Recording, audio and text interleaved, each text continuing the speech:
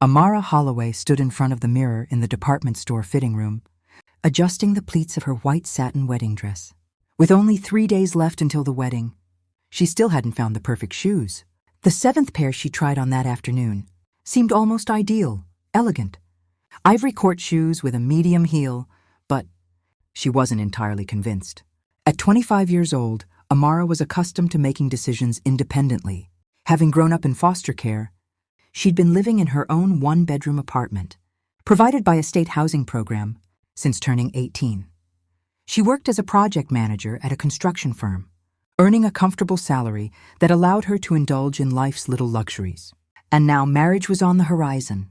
Marcus Holloway, a 32-year-old civil engineer, had captured her heart 6 months ago at a company holiday party. Tall, impeccably dressed, with a warm smile and attentive brown eyes, he had wooed her in the most romantic fashion. Flowers arrived every week. Candlelit dinners were a regular occurrence, and they took long, leisurely walks along the waterfront promenade. Marcus introduced her to his mother after just 1 month of dating, and 2 months later he proposed on a beach in Miami, Florida, during a spontaneous trip. Vivian Holloway, a 55-year-old woman with a modern haircut and always impeccable makeup, had welcomed her future daughter-in-law with open arms. Vivian worked as a registered nurse at the county health clinic and had been widowed for 5 years. She lived with her son in a spacious 2-story house in the Atlanta suburbs. So when Marcus suggested that the newlyweds move in with her after the wedding, she agreed enthusiastically. Mom's house is huge. Amara, he had convinced her during a family dinner a month ago, there's enough room for all of us, and we can rent out your apartment. Amara hadn't objected at the time. She thought Vivian's presence would help create the family atmosphere she had craved since childhood, having no relatives of her own. Now, in the fitting room, Amara mentally reviewed the wedding details. The dress was purchased, the rings engraved, and the venue reserved. There would be few guests, some of Amara's colleagues, Marcus's friends, his mother and his uncle. Amara had no family to invite, which sometimes saddened her, especially during milestones like this. She slipped off the shoes and hung the dress back on the hanger, still undecided. Buy these court shoes or keep searching. Voices drifted in from the adjacent fitting room. New customers, apparently. Amara wouldn't have paid attention, but one voice sounded eerily familiar. Are you sure the plan will work just like before? It was a woman's voice, slightly raspy, exactly like her future mother-in-law's. Absolutely, a man with a deep baritone replied. We've done this 2 times already. The documents are ready. The certificate of mental incompetence can be signed at any time. Amara froze. The woman's voice was indeed Vivian's. But what were they discussing? Instinctively, she started recording the conversation on her phone. You're sure she won't figure it out? The woman continued. My son and I just need her apartment and her money, and her to the funny farm, just like we agreed. Amara's blood ran cold. This was definitely her mother-in-law, and they were talking about her. She leaned against the fitting room wall, barely breathing. Aaron, does he remember his role? The man asked.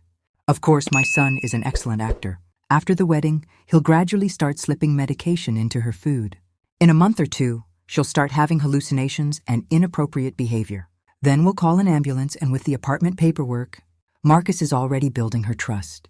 After the wedding is official, it'll be easy to get a power of attorney for property management, supposedly to rent out the apartment. And once we have that, we're all set. Amara felt the ground shift beneath her. It turned out that all of Marcus's love, the romantic courtship, was a deception. Marcus and his mother planned to seize her apartment and commit her to a psychiatric hospital.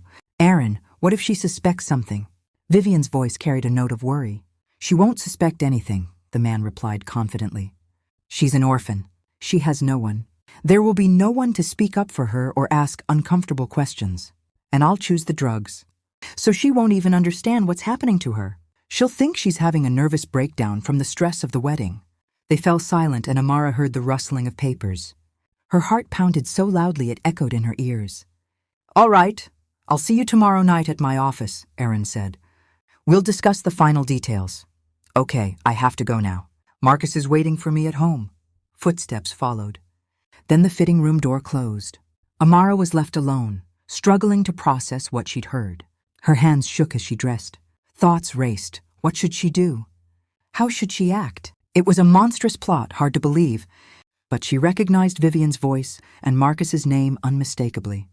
Now, pieces of their relationship formed a terrifying puzzle. Marcus had proposed quickly. He'd been insistent about her finances, her apartment, and her lack of relatives. When he learned she was an orphan, he'd seemed pleased. "It means no one will interfere with our family life," he'd said. Amara left the fitting room on unsteady legs. She didn't buy the shoes. It felt trivial now. The priority was protecting herself from these con artists. 3 days to turn from victim to hunter.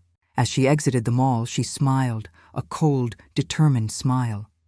They would get her apartment, but not as planned. That evening, Amara sat in her kitchen, pretending to read a bridal magazine. Her mind was consumed by the overheard conversation. Marcus had gone to a friend's to discuss the bachelor party, giving her time to think. She recalled everything about her fiancé. They met at a corporate party for her construction company. He was there as a contractor representative. Tall, attractive, perfectly dressed, he'd caught her eye immediately. The courtship, bouquets of roses, expensive restaurants, gifts. Now she understood. Middle-aged engineer's resources likely came from previous scams. Amara opened her laptop and searched Marcus Holloway. Too generic. Hundreds of results. Adding the city and profession yielded nothing suspicious. His social media was normal. Work photos, friends, their recent joint pictures. A real con artist wouldn't expose himself online. She searched for Vivian, nurse at the county health clinic. Easy to verify. She'd call tomorrow under a pretext. Meanwhile, the man's name, Aaron. Vivian had called him by name, implying a long acquaintance. From the context, he was a psychiatrist, likely high-ranking. Amara typed Aaron psychiatrist. Atlanta, the third link, led to the county psychiatric hospital's website. Chief of Psychiatry, Dr. Aaron Sterling, MD, a respected physician with 20 years' experience. The photo showed a man in his 50s with a receding hairline and watchful eyes behind thin, silver-rimmed glasses. Amara memorized his face. This man planned to institutionalize her. Digging deeper. Medical school graduate. Residency completed. Numerous papers published. Impeccable reputation at first glance. But if true, he'd done this twice before. The apartment door lock clicked. Marcus was back. Amara closed the tabs and grabbed the magazine. "Hello, darling." He kissed her cheek and sat on the sofa. "How was your day? Find any shoes?" "Not yet," she replied, studying his face. "I'll look tomorrow. Don't worry. You'll find them." He wrapped an arm around her. What an actor. If she didn't know, she'd believe his sincerity. Amara smiled naturally. "Marcus, tell me about your mom." "I know so little." "What?" He shrugged. "She's normal. Nursed her whole life. Raised me alone after Dad died. Never remarried. Said I was most important. Friends?" Marcus looked surprised. "Why so interested?" "Strange questions. Just curious. We're family soon. She has work friends, talks to doctors. A doctor visited often when I lived home. Aaron, I think." Amara's heart skipped. "Long-time acquaintances. What does he do?" "Psychiatrist. Mom said he's great?" She nodded, feigning disinterest. "Marcus, serious relationships before?" His eyes widened. "Amara, what's wrong? We discussed this. Not in detail. Your experience in marriage?" "Yes, relationships, but nothing serious. Your first I commit to." "Did Vivian approve previous girlfriends?" "Amara, stop." "Interrogation?" He turned irritated. "Sorry," she stood and approached. "Pre-wedding jitters. Worried about Mom receiving me?" He hugged her. "Silly, Mom adores you. Says how wonderful you are. How lucky we are with the apartment?" He stopped, realizing. How lucky I am to have you." But Amara understood. Vivian's interest in her apartment was deliberate. The evening proceeded normally. Movie, wedding prep discussion. Amara felt his probing gaze. Her questions alarmed him. When he slept, she lay awake, planning. Gather evidence without suspicion. 2 days before wedding, 48 hours to reverse roles. She slipped out of bed to the window. Night city lights blinked. A distant train whistled. Tomorrow, cat and mouse began. Next morning, Amara woke before Marcus. While he showered, she searched online for detective agencies. Chose one specializing in family investigations, Fact Detective Agency. "Ike speaking," a man's voice answered. "Good morning. Need help with delicate matter. Meet today? Better in person. 2 p.m.? He texted the address. Amara hung as Marcus emerged. Who? Hairdresser? Appointment tomorrow, she lied. Good. Meeting Mom today for reception details. Can I come? No need. Boring stuff. Focus on beauty. Red flag. Why exclude her? Previously, they met as 3. After breakfast, Marcus left. Amara called the clinic. Nurse Vivian Holloway? Yes, who's asking? Niece, dropping something. Here till noon. Admissions, 2nd floor. Confirmed. Nurse, access to psychiatrist. At 1:30 p.m., Amara arrived at the agency, a small 3rd-floor office. Isaiah Ike West, charming, 45, gray eyes, sturdy build. Sit, what's going on? She detailed. Meeting Marcus, overheard plot. Ike noted key points. Startling but not unique. Real estate fraud via hospitalization known. Possible? Yes, if victim alone, fraudsters connected medically. Ike leaned back. How prove? Check past a fiancé mother. Connection to Sterling. How long? Day or 2. Wedding tomorrow. Harder post-marriage, Amara pondered. Postpone, risk alerting them. Wedding happens. Need proof by then. Risky, effective. They relax, then expose. Ike smiled. Like approach? Need help. Access Holloway House. Search documents. Possible. Get them out 3-4 hours. Wedding errands. Send for cake tomorrow. Good. Plan. They discussed search items, no traces, emergency comms. Ike explained entry. Careful. If true, dangerous. Understand. Payment. Post case if proven. Free if not. Amara shook hands, gave house key from Marcus. Bought burner phone for Ike contact. Home, Marcus waited with white roses. Missed you. Thanks. Beautiful. Meeting with Mom good. Tomorrow unforgettable. Marcus, favor, tomorrow, salons at 10:30. You, Mom picked cake at 11. Symbolic. Of course. Champagne too? Yes. Tomorrow, Ike searches during errands. Evening, comedy, stories. Amara laughed appropriately, inwardly disgusted. Skilled faker? To him, she was a bank account. Before bed, tender hug. Tomorrow, wife, he whispered. Looking forward. Me too, she thought of torture's end. Sleepless night, plan review. One chance to expose. Perfect execution. On the morning of the wedding day, Amara woke up in her apartment with a resolve as hard as steel. The previous night's restless dreams had left her exhausted, but the fire in her chest burned brighter than ever.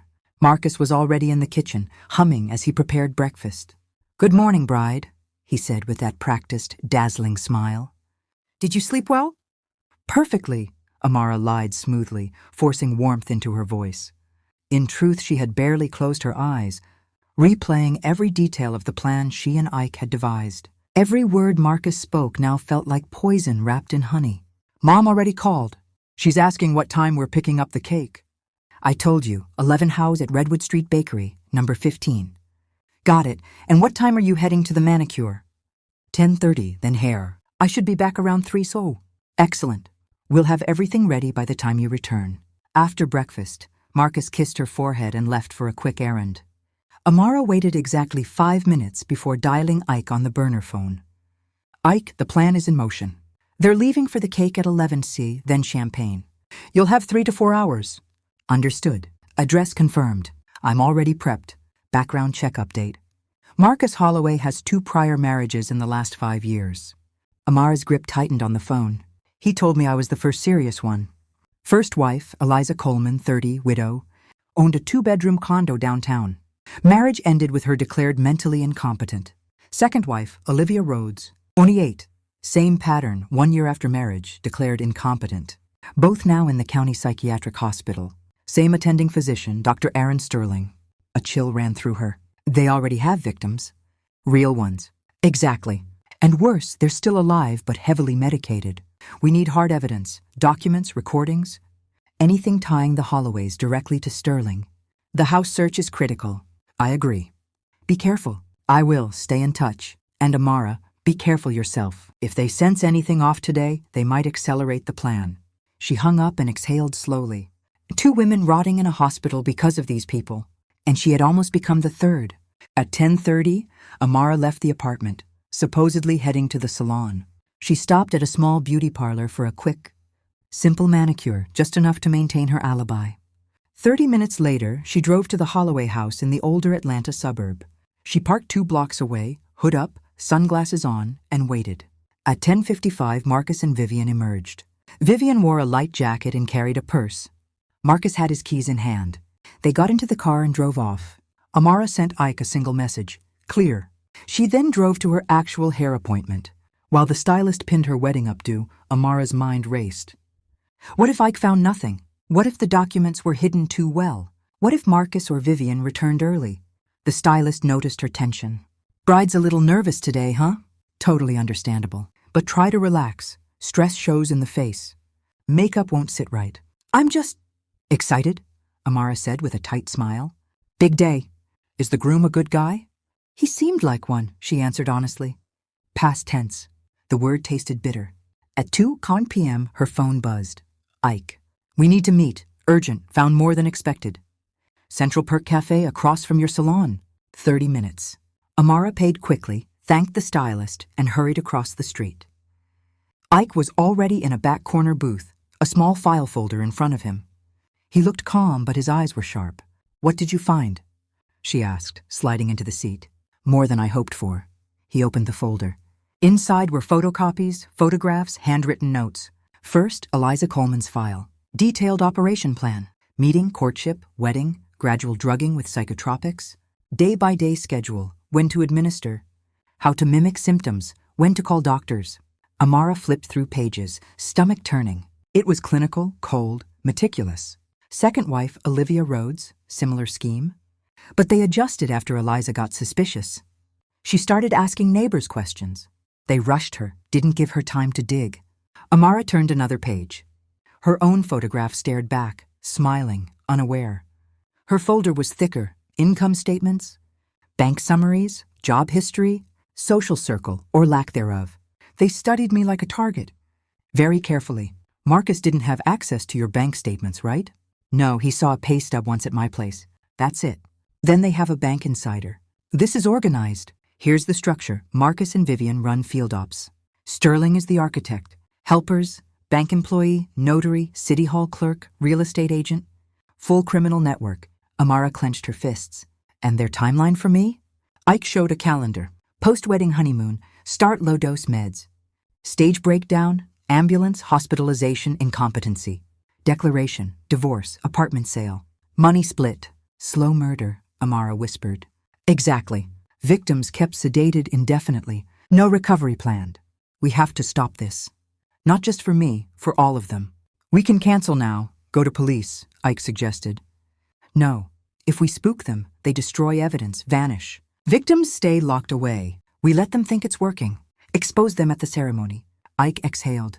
Risky as hell. If they suspect, they won't. I'm good at acting when I have to be. He studied her for a long moment. All right, I'll need 2 hours. Contact law enforcement, prepare documents. You'll manage the next few hours? I'll manage. They shook hands. Amara headed home, heart hammering. The hardest part? Pretending. Back at the apartment, Marcus greeted her with peonies. Stunning hairstyle, gorgeous. He kissed her cheek. Cake is perfect. Mom's thrilled. Champagne and flowers picked up. Where's Vivian? Getting ready. Nervous about today. Says she'll finally have a real daughter. Amara swallowed revulsion. Sweet. Marcus, can I rest a bit? Tired from salons. Of course. I'll load documents into the car. She lay on the bed, mind racing. Don't give anything away. They must believe everything is on track until the exact moment. Her wedding dress hung in the closet. Beautiful. Paid for with her own money they planned to steal. She hadn't bought new shoes. Old ones would do. Marcus moved around, checking lists, calling caterers. Mom asks if she should bring her camera. Wants family photos for the archive. For their archive of successful scams, Amara thought bitterly. If she wants. The wedding motorcade arrived, cars adorned with flowers. The driver helped her in carefully. Marcus sat beside her. You look divine. Happiest man alive. Me too, she said, wondering how many times he'd spoken those words to other brides. On the drive, he held her hand, talked honeymoon plans. Amara nodded, smiled, mind elsewhere. Had Ike reached the police? Were documents ready? At City Hall, Vivian waited in a new blue dress, looking almost tearful. My dear girl, she hugged Amara tightly. Like a princess. Thank you. Amara returned the embrace, fighting nausea. Other guests inside, Marcus said. Uncle Arthur, friends. They climbed the stairs to the ceremonial hall, high ceilings, flowers, ribbons. About 15 guests waited. Amara spotted several of Marcus's friends, an older man, uncle, and in the far corner, dark suit, calm expression, Ike. He gave the slightest nod. Everything was set. "Marcus, who's that man by the window?" she asked quietly. "Which one?" He glanced. "Don't know. Maybe someone's acquaintance. Mom, invite anyone extra?" "No, only agreed ones," Vivian said, frowning at the stranger. "Nothing," Amara said. "Probably City Hall staff or photographer." The ceremony began. The county clerk, in a neat suit, spoke warmly about family and commitment. "Marcus Holloway, do you take Amara to be your lawful wedded wife?" "I do," he said firmly. "Amara, do you take Marcus Holloway to be your lawful wedded husband?" Silence. All eyes on her. Vivian smiled triumphantly. "No," Amara said clearly. A stunned hush fell. Marcus blinked. "What?" "I understood perfectly." "My answer is no," the clerk faltered. "Perhaps nerves." "Short break?" "No break." Amara turned to the guests. "I have something to say." Marcus reached for her hand. "Amara, stop this nonsense." "Don't touch me."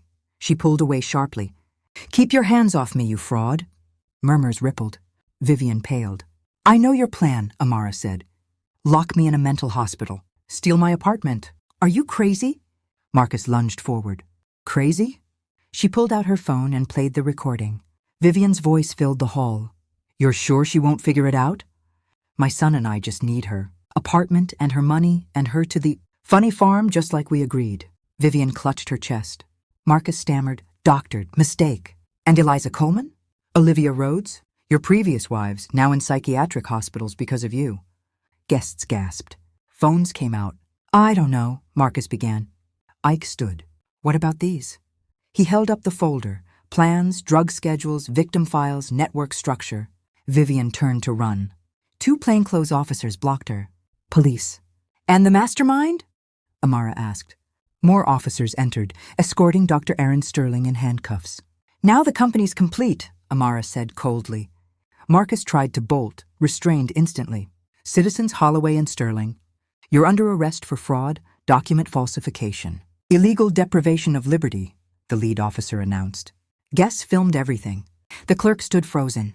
As Marcus was led away, he rasped, "You'll regret this, Amara." "No," she replied. "You will for what you did to them." When the scammers were gone, the hall quieted. Guests dispersed, whispering. Ike approached. "Excellent work. You're a fighter." "Thank you." "Couldn't have done it without you." "What now?" "Change out of this dress," she said, looking at the white satin. "Then live. Really live." The morning after the wedding that never was, Amara woke in her own bed feeling strangely light.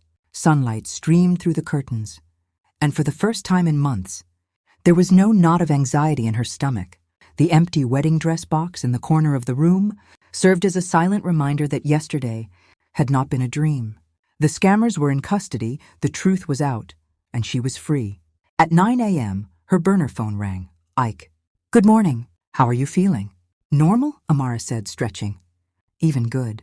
For the first time in half a year, I slept without wondering if every smile was a lie." "I understand. I have news. Interrogations overnight produced a lot. Can you come to the office in a couple of hours?" "Of course." "Something important?" "Very. Details you'll want to hear." Amara dressed quickly and arrived at the detective agency within the hour. Ike greeted her with several thick folders and a serious expression. Marcus Holloway and Vivian decided to cooperate in exchange for sentence. "Reductions," he began, seating her. "They talked a lot." Amara leaned forward. "And?" "The group has been operating for over 7 years. Not 2 victims, 5. 5? Her voice cracked. "Unfortunately, the first 3 were in other cities. Charleston, South Carolina, Savannah, Georgia, and one in Mobile, Alabama. That's why initial background checks didn't catch them. Vivian met Sterling at a medical conference years ago. He was already experimenting with the scheme. She brought in Marcus when money got tight." Ike opened the first folder. Photographs of women, hospital admission forms, property sale deeds. First victim, Natalie Grant, 1-bedroom apartment. Sold after hospitalization. She died 2 years later. Official cause, suicide due to mental illness. Overdose of psychotropics. Amara's breath caught. They killed her. Slowly, Sterling prescribed massive doses. Second victim in Charleston also died the same way. The remaining three, Eliza Coleman, Olivia Rhodes, and Lauren Vance from Savannah, are alive. Eliza and Olivia are in the county psychiatric hospital here. Lauren is in a clinic in Savannah, and Sterling was the attending physician for all of them? Every single one. He's the architect. Marcus and Vivian handled the fieldwork, courtship, marriage, drug administration. The others, bank insider for financial intel, notary for powers of attorney, city hall clerk to rush marriages, real estate agent to sell properties quickly and quietly. Amara shook her head, overwhelmed by the scale. A whole machine designed to destroy lives for profit. Exactly, Sterling's statement is the most damning. He named everyone, locations of hidden accounts, shell companies that bought some of the properties. Marcus even admitted they held back money, about $6 million, in a secret offshore account, and several apartments, purchased under fake names. Can the victims get their lives back? Already in motion. Independent doctors assigned to Eliza and Olivia. Detox has begun. Prognosis is cautious but hopeful, if the brain damage isn't permanent. Recovery is possible. It will take time, therapy, support. But they're no longer being poisoned daily. Amara stared at the photos. Eliza looked vibrant once. Dark hair, bright smile. Olivia had gentle eyes. Lauren Vance from the Savannah file had been a school teacher. I want to meet them, Amara said quietly. When they're stable enough. I'll arrange it with the new hospital director, Dr. Jones replaced. Sterling immediately, but it may take a few days. Thank you. And the apartments? Complicated. Transactions were notarized, court incompetence rulings issued. But with fraud evidence, we can petition to invalidate sales. It could take years. But injunctions can freeze the properties in the meantime, no further sales. Amara nodded. I want to help. Lawyers, funds, whatever it takes. Ike studied her. You're a victim too. You don't have to carry this. I was almost a victim. They are the real victims. And if I hadn't overheard that conversation, I'd be number 6. A week later, accompanied by Ike and Dr. Jones, Amara walked the long corridors of the county psychiatric hospital. The building was old brick, surrounded by high fences. But the new administration had already begun changes. Brighter paint, more open visiting hours. Warning, Dr. Jones said softly. Conditions are still unstable. Detox is underway, but psyches have been deeply affected. Do they understand what happened? Amara asked. Eliza has more lucid moments. Olivia responds weakly, but there's improvement. They stopped at room 15. Dr. Jones knocked gently. Eliza, visitors. A thin woman in her 30s with short dark hair sat on the bed. She pressed against the wall at first, wary. Then she looked at Amara. You're the one who exposed them? Her voice was low, hoarse from disuse. Yes, I'm Amara. I wanted to meet you. Eliza studied her face. Dr. Jones said you were almost one of us. If not for chance, I would be in the next room. Eliza nodded slowly. For years I thought I was losing my mind. Hallucinations, memory blackouts. Marcus was so convincing, he said I needed help. Then they brought me here. Sterling diagnosed progressive schizophrenia. Dangerous to others. 4 years, Amara whispered. 4 years stolen. Eliza looked out the window. My apartment sold. Power of attorney. No visitors after a while. Everyone believed I was incurable. Everything changes now, Amara said firmly. Sales will be invalidated. Your rights restored. I've hired lawyers. We fight for you. Eliza's eyes filled with tears, joyful ones. Thank you. Next was Olivia Rhodes. She sat staring blankly. When spoken to, she barely reacted. Olivia, visitors, Dr. Jones said gently. The woman turned her head slowly. No recognition. Amara sat close and took her hand. My name is Amara. The nightmare is over. Marcus is arrested. Sterling too. Olivia blinked. For a second, something flickered in her eyes. Marcus, she whispered. Yes, he can't hurt you anymore. Olivia squeezed Amara's hand weakly and began to cry, silent. Bitter tears that carried years of pain. Leaving the hospital, Amara felt drained.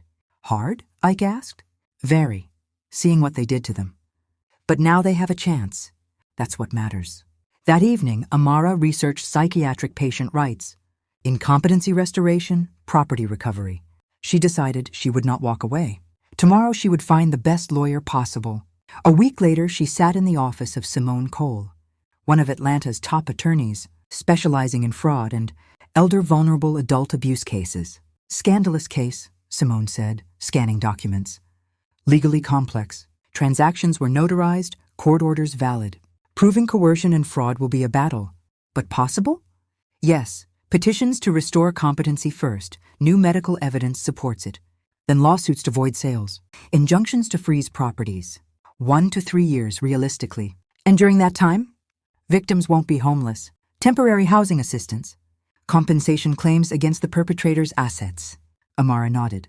Start immediately. I have savings. I'll fund it. Simone looked at her with respect. You're sure? This is expensive, stressful. I've never been more sure.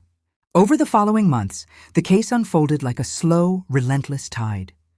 Marcus was sentenced to 8 years in a high-security facility. Vivian received 7. Sterling, as organizer, got 12. Accomplices drew 3 to 5 years each. All 5 victims were declared competent again. Sales ruled fraudulent and invalid. Eliza returned to her condo, shaky but determined. Olivia moved into supported housing while continuing therapy. Lauren Vance reclaimed her Savannah home and reopened her beauty salon. Amara quit her construction job and founded a nonprofit, Justice Restored. Small office downtown, but the phone never stopped ringing. Victims of similar scams, lonely, people targeted for their assets, began to reach out. One afternoon, Ike walked in with wildflowers. Congratulations on the trial verdict. Thank you. She arranged them in a vase. But it's only the beginning. 15 new cases already. I was going to suggest we collaborate officially. Consider yourself hired. How are our original 3 doing? Eliza's in law school, correspondence. Wants to join us after graduation. Olivia opened a flower shop. Lauren expanded her salon. Amara smiled. Mission accomplished. On New Year's Eve, Ike proposed at home over a quiet dinner. Marry me, he said simply, offering a plain gold ring. What if I say no again? Then I'll wait until you say yes. How long? My whole life if necessary. Amara slipped the ring on. Yes, 1,000 times yes. Their wedding was small, held the following spring, at the same city hall. But everything felt different, sincere, honest, real. Guests, colleagues, friends, Eliza, Olivia, Lauren, who flew in from Savannah. Her new family, not by blood, but by shared survival and strength. Amara West, do you take Isaiah West to be your lawful wedded husband? I do, she answered, voice steady and sure. After the ceremony, they walked the waterfront promenade where she had once questioned everything. What kind of story is this? Ike asked. A happy one, she replied. Completely happy. Somewhere in the city, people still needed help. And now there was an organization and a woman who had turned betrayal into purpose, ready to fight for them. Amara took Ike's hand tightly and looked ahead without fear. The game of cat and mouse was over.